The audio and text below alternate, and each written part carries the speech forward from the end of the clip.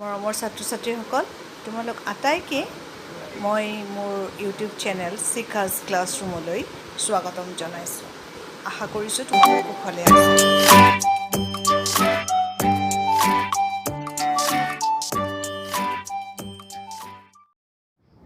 জাতীয় বিদ্যালয়ৰ পঞ্চম শ্ৰেণীৰ ইংৰাজী বিষয়ৰ পাঠ্যপুথিখনৰ পৰা এটি নতুন পাঠ লৈ মই আজি তোমালোকৰ মাজলৈ আহিছোঁ। পাঠটিৰ নাম হৈছে মালানাছ বুল। এইটো হৈছে অন্ধ্ৰপ্ৰদেশত প্ৰচলিত এটা ফকটেল। ফকটেল মানে কি তোমালোকে জানানে? ফকটেল হৈছে অতীজৰে পৰা মানুহৰ মুখে মুখে চলি অহা কিছুমান কাহিনী। এই মালানাছ বুলটো তেনে এটা কাহিনী। আহাচোন কাহিনীটোত কি কৈছে আমি চাওঁ। মালানাছ বুল। মালানা হৈছে এজন মানুহৰ নাম আৰু বুল মানে ষাঁড় গৰু। সেইটো তোমালোকে নিশ্চয় জানা। ঠিক আছে, এতিয়া তেতিয়াহ'লে পাঠটো আৰম্ভ কৰিছোঁ। Long ago a farmer name Malana live in a village. বহু দিনৰ আগতে এখন গাঁৱত মালানা নামৰ এজন খেতিয়কে বাস কৰিছিল। He was very hard working. তেওঁ যথেষ্ট কষ্টৰে কাম কৰিছিল। কষ্ট কৰিব পৰা ব্যক্তি আছিল তেওঁ। He ploughed his field with the help of his bull which was very dear to him. তেওঁ তেওঁৰ পথাৰখন চহাইছিল কাৰ সহায়ত? তেওঁৰ যিটো বুল আছিল বা ষাঁড় গৰু আছিল, সেই ষাঁড় গৰুটোৰ সহায়ত তেওঁ পথাৰখন চহাইছিল, যিটো ষাঁড় গৰু তেওঁৰ অতি মৰমৰ আছিল। অৰ্থাৎ তেওঁ অতি মৰমৰ ষাঁড় গৰুটোৰ জৰিয়তে তেওঁৰ খেতি পথাৰখন চহ কৰিছিল। One day Malana as usual got up at dawn. এদিন মালানাই সদায় উঠাৰ দৰে ৰাতিপুৱাই উঠিছিল। And got ready to go' to his field. আৰু পথাৰলৈ যাবলৈ তেওঁ সাজু হৈছিল। He went to his cowshed to take his bull to the field. তাৰপিছত তেওঁ ষাঁড় গৰুটো লৈ পথাৰলৈ যাবৰ কাৰণে গোহালিৰ ওচৰলৈ গৈছিল। বাট হিজ বুল ৱাজ নট ডিয়াৰ। কিন্তু তেওঁৰ ষাঁড় গৰুটো তাত নাছিল। হি চাৰ্চ ফৰ হিজ বুল এভৰিৱেৰ। তেওঁ তেওঁৰ ষাঁড় গৰুটো সকলোতে বিচাৰিলে। But he did not find it. কিন্তু তেওঁ তাক বিচাৰি নাপালে। Malana return home sadly and told his wife about it. Malana return home sadly. অতি দুখ মনেৰে মালানা ঘৰলৈ উভতি আহিছিল। And told his wife about it. আৰু তেওঁৰ পত্নীক সেই বিষয়ে কৈছিল। He said, oh' my dear, how will we plough our field without a bull. তেওঁ কৈছিল যে এতিয়া ষাঁড় গৰুটো নোহোৱাকৈ আমি আমাৰ খেতিপথাৰখন কেনেকৈ চহ কৰিম। His wife was also' worried. তেওঁৰ পত্নীও বৰ চিন্তিত হৈছিল। How will we earn our living, she thought. তেওঁ ভাবিছিল এতিয়া আমি কেনেকৈ উপাৰ্জন কৰিম। But she didn't show' her worry to Malana. কিন্তু তেওঁৰ যিটো চিন্তা, সেই চিন্তাটো মালানাক দেখুওৱা নাছিল। She consoled him and said, don't worry, God will definitely help us. পত্নীগৰাকীয়ে গিৰিয়েকক সান্তনা দি পেলাই কৈছিল যে চিন্তা নকৰিবা, ড'ণ্ট ৱৰি, চিন্তা নকৰিবা, গড উইল ডেফিনেটলি হেল্প আছ। ভগৱানে নিশ্চয় আমাক সহায় কৰিব। I have some savings. মোৰ তাত কিছু সাঁচতীয়া পইচা আছে। Tomorrow we will go' to the cattle fair and buy a bull. অহাকাইলৈ আমি কেটেল ফেয়াৰ মানে য'ত গৰু বেচা কিনা কৰা হয়, বজাৰলৈ যাম আৰু তাত আমি এটা নতুন ষাঁড় গৰু কিনিম। Next day De went to the cattle fair. পিছদিনা দুয়োগৰাকী কেটেল ফেয়াৰলৈ মানে গৰু বেচা কিনা কৰা হাটলৈ গ'ল। Malana's wife knew that the thief would definitely go' to the cattle fair to sell their bull. মালানাৰ পত্নীয়ে এইটো কথা নিশ্চিতকৈ জানিছিল যে যোনে গৰু চুৰ কৰিছে বা ষাঁড় গৰুটো চুৰ কৰিছে তেওঁ নিশ্চয় সেই বজাৰলৈ যাব তাক বিক্ৰী কৰিবলৈ।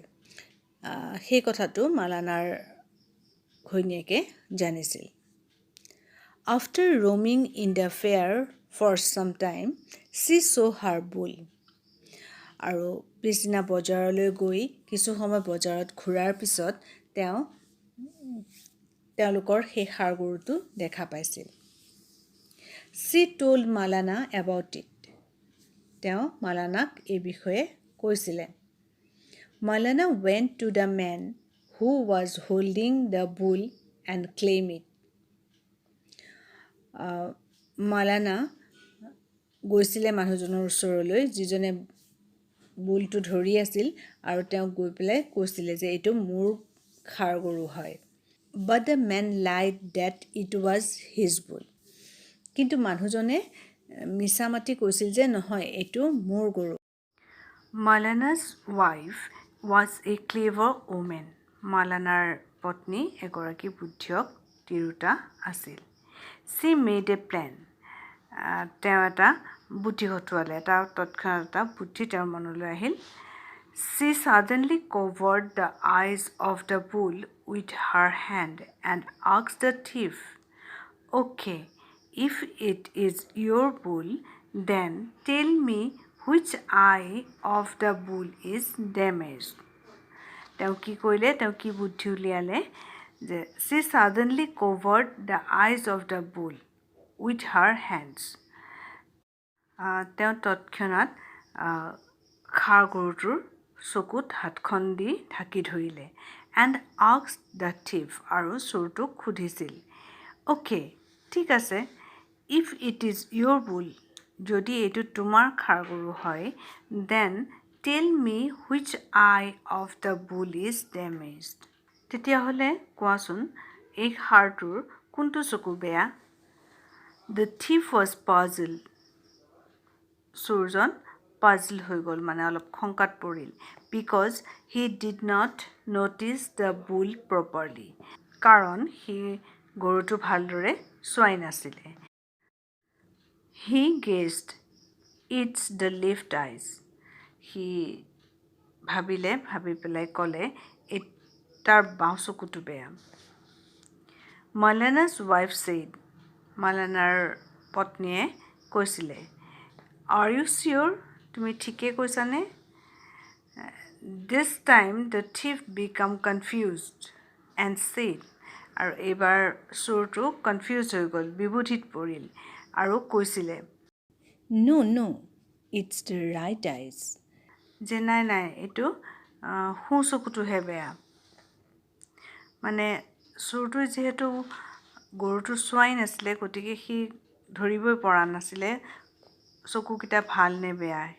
কিন্তু মানুহগৰাকীয়ে সোধাৰ কাৰণে সি এনেই কৈ দিলে যে এবাৰ ক'লে যে বাওঁ চকুটো বেয়া। আৰু যেতিয়া মালানাৰ পত্নীয়ে ডাঠি সুধিলে যে তুমি নিশ্চিতনে, তেতিয়া চোৰটো কনফিউজড হ'ল আৰু ক'লে যে নাই আচলতে সোঁ চকুটোহে বেয়া। By the time many people gathered them. আৰু সেই সময়তে বহুতো মানুহে সিহঁতক আগুৰি ধৰিছিল। Malana's wife showed everyone the truth. আৰু সেই গোটেইবোৰ মানুহকে মালানাৰ পত্নীয়ে সঁচাটো দেখুৱালে। মানে ঘটনাটো কি সেইটো সকলোৰে আগত তেওঁ দাঙি ধৰিলে। None of the eyes of the bull was damaged. বুলটোৰ বা ষাঁড়টোৰ এটা চকু বেয়া নাছিলে। The thief was exposed and was beaten by the people. চোৰটো ধৰা পৰি গৈছিলে আৰু তাত গোট খোৱা মানুহবিলাকৰ দ্বাৰা সি মাৰ খাইছিলে।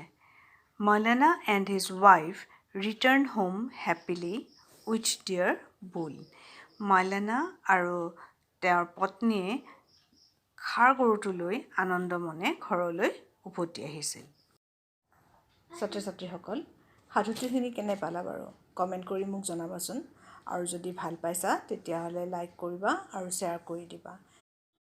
আৰু যদি চেনেলটো ছাবস্ক্ৰাইব কৰা নাই তেতিয়াহ'লে ছাবস্ক্ৰাইব কৰি ল'বা যাতে আগলৈ ভিডিঅ' দিলে তোমালোকে পাব পাৰা আৰু আজিলৈ ইমানেই পৰৱৰ্তী ভিডিঅ'ত ইয়াৰ প্ৰশ্ন উত্তৰসমূহ তোমালোকলৈ লৈ আহিম তেতিয়ালৈকে বাই বাই টেক কেয়াৰ